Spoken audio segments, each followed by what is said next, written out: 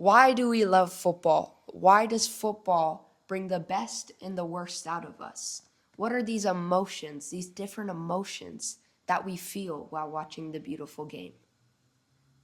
Welcome to the Sunday League Show. I'm your humble host, Nico Potocznik, joined by my assistants, co-host, and dad, Billy Potocznik. This is a show where we talk all things football. So let's kick it off. Hey guys, we're back. Welcome to the Sunday League Show. I'm Billy. This is Nico. We're talking about Well, the game, the emotions of football, why it breaks our hearts, why we rise up to the top with the emotions of it. why we love it so much. Yeah. And this is our first episode after the big break. Yeah, and I'm wearing, in tradition, in this for this episode, Nico, I wore this jersey. This is the 1998 France jersey. You might have seen it before. I think it's been in a couple other of our videos. But this is the 1998 France jersey when they won the World Cup for the first time. They probably should have won before that too. But this, when they won for the first time, was Zidane, when they had Deschamps, when they had Emmanuel Petit, and all the stars, Marcel Desailly, were on that team. And it was just the kind of the beginning for me. It was when I fell in love with Le Bleu. So we're living in the United States. I fall in love with Le Bleu. I'm watching the World Cup games when I can. And weird thing is, they had the games on the radio. Yeah. So, and it was golden goal back then. And I remember listening to, I think it was Paraguay, when France was playing against Paraguay, and it was golden goal. Whoever loses is out of the World Cup. And I was listening to it on the radio of all things. And I mean, I'm just stopped. The car has stopped. Life has stopped. I'm just listening to this golden goal on the radio. France ends up winning. France goes on to play, I think it was Croatia. Lilian Thuram scored 2 goals. A defender, to me, still one of the greatest defenders ever is Lilian Thuram. 2 goals against Croatia. Took Le Bleu, put him on his back. But that's the kind of players they had. They had the kind of talent. And I remember celebrating when they beat Brazil and Zidane scored 2 goals. 2 goals, I think, with his head. Yeah. I mean, unbelievable. Just incredible. Just going nuts. That's a perfect showcase of the emotions of football, the highs and lows, Oh, that was it for me. I mean I was emotional, but that's just the beginning. Yeah. That's just the beginning. Like, for some examples, the highs and lows of single matches. I remember watching that kit worn in the World Cup final. Ooh. Argentina versus France. Just seeing France go down 2-0 at halftime, coming back with that great Mbappe hat trick. With the flu, they all had the virus. They all had the virus. They looked terrible. They looked terrible. Last minute. I mean, we're at a French cafe. That game. Yeah. And then realizing that it made me happy to experience probably the best game of all time. And this is the jersey I was wearing that day when we're sitting in the little French cafe here in Nice, and it's packed, and it looks like France is dead. I mean, dead. Nothing. And then they come back. Mbappe comes back. They come back in that second half. And Kolo Muani. Still think about it to this day. Oh, he's never going to forget that. How many French hearts were broken? He didn't break our heart. We love Kolo Muani. But he had Martinez beat. Martinez beat.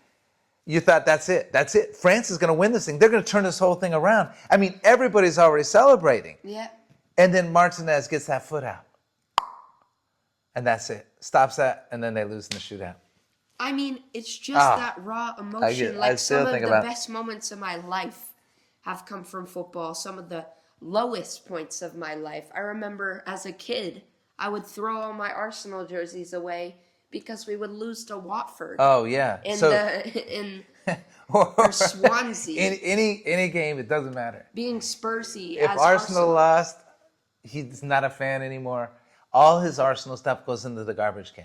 And we'd be like, why are you putting your stuff? Why are you throwing all your cool Arsenal stuff away? I'm not a fan anymore. I'm not rooting for Arsenal ever again. I can't believe you You got us rooting for Arsenal. I can't believe. And so every time we say, Nico, take your stuff out of the garbage can. Come on, you're not going to throw your Arsenal stuff away. And so then he did it another time.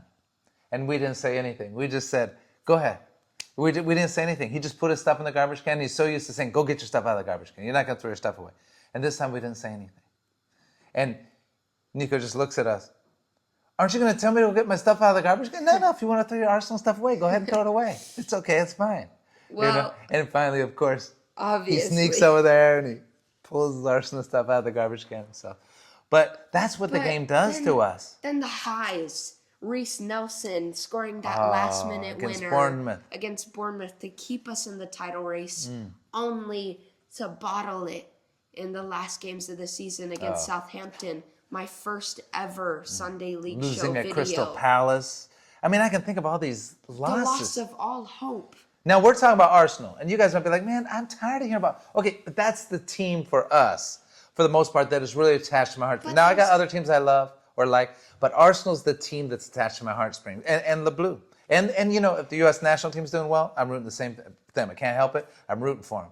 But you can see it. Who are your teams? Yeah. So right below, tell us a story about who broke your heart. It doesn't even have to be football or soccer if you don't want it to be, because this is, you know, it's universal. Someone says, I don't even like sport. I don't know why people are fans. Like, why?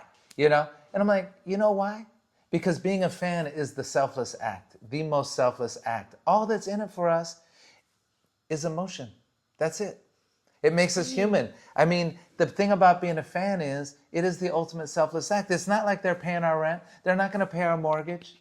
They're not going to do anything, but it makes us feel good. And for one reason or another, we're attached to that club or that team or that story or that city, whatever it is. It's nostalgic. It's a lot of things, but it stirs up all the emotions. And there doesn't have to be much logic to it, if any logic at all, but it brings us satisfaction, and we're all together for that satisfaction. I think that's what's special. So make sure you share some of your stories. And it's not just the fans, it's the players, it's the coaches, it's everybody in the football world, the whole world. Yeah. I mean, Napoli winning their first Scudetto for, I don't know, 30 years. Oh, yeah. I mean, what was that? No, I think it might have been longer than that. And then the season after, not even qualifying for Europe. Yeah. And then now they're back at the top. Yeah. More modern stuff. Last night, Saka scored the most beautiful, the most emotional goal. He's my favorite Arsenal player. Comes right back, and he scores, and that just I really love that. I think that was a goosebump moment for a lot of people. He went and celebrated. He's not back there anymore. Medical coach. Saka's not back there anymore. No, he's not. Real Sociedad last night, thinking they could have made it to the final. Yeah. Push a shootout against Real Madrid. Yeah. But Rudiger breaks their hearts in extra time. Come on, Sociedad, can't you defend corner kicks, please? Yeah. I mean, Thierry Henry coming back from loan. Oh, now that...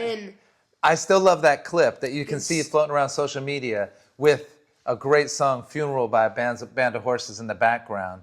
And Henry's coming onto the pitch. And all the fans I was watching that wild. game. Just go wild. He's just on loan. This is his club. And last night, because I think that clip brought a lot of emotion into, like, the players of Arsenal. Not Were you just the thinking team. about that same thing with Henry? I was thinking about that same thing, and I was not as powerful, but still. But look at how happy we are to just have this one 23-year-old kid back in our team. Is he 23? Yeah. Oh, dang, he's growing up fast. Yeah. Kind of like someone else I know. So that was a special moment. You know, I wasn't able to watch that game.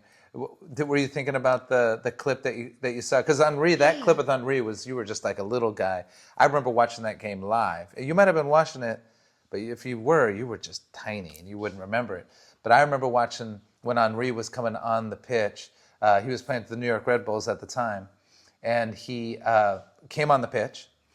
And everybody's like, you know, waiting for him. You know, you don't really know. You don't think anything storybook's going to happen. And I think they were playing Leicester City. I could be wrong. Leeds, I think.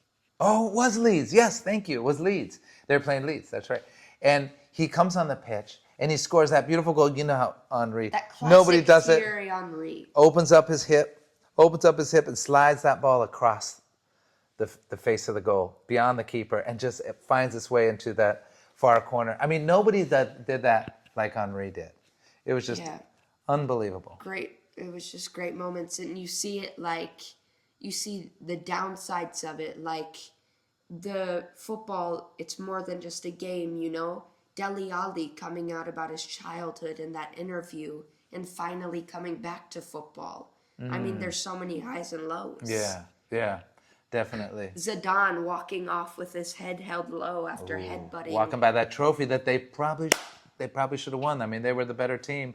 And I remember that, 2006, Nico. I mean, France, Italy in the final. Head down, walking past the trophy. And the headbutt on Materazzi. That was a tough one. Sent off. That was a tough one. Yeah. I mean, I think football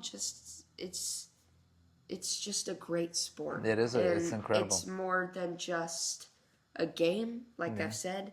It's about the people, the coaches, the players, the community, the little bars that open because you love your club so much. Yeah.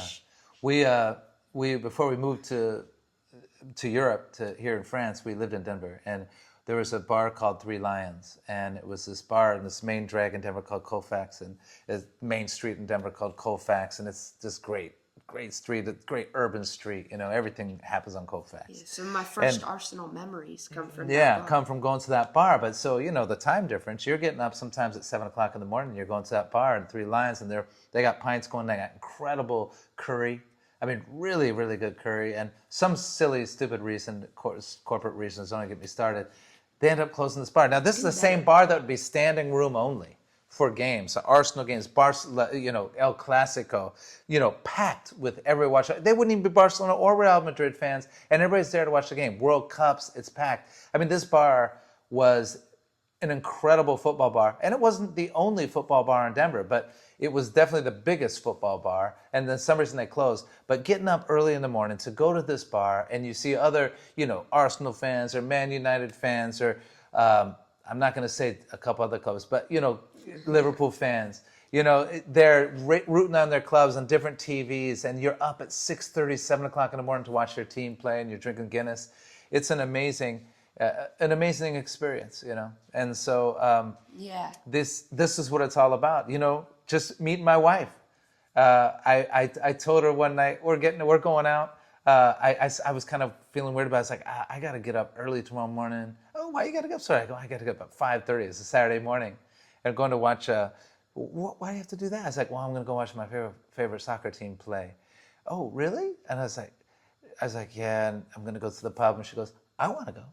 And so we went to the pub, and that's how my wife became a football fan too. It's just going to the pub and just that whole vibe, the whole atmosphere, the whole feeling behind it all. So how it captivates you, I don't know. I've got friends that I've met that become soccer fans since I've met them, because we go out and we have a good time together, and next thing you know, they're like, man, this is awesome, this is cool, you know. And you know, just there's something about this. Maybe it connects you to the world, this global game, you know, this all you need is a ball, and you know, it speaks every language. Those are some of our stories. You can tell us yours in the comments. Of course, we're always open to that. Yeah, please give us we want to know your stories. Whoever's watching, we want to know what your stories are. So share them with us. We'll see you next Sunday for the first episode of our series. All right.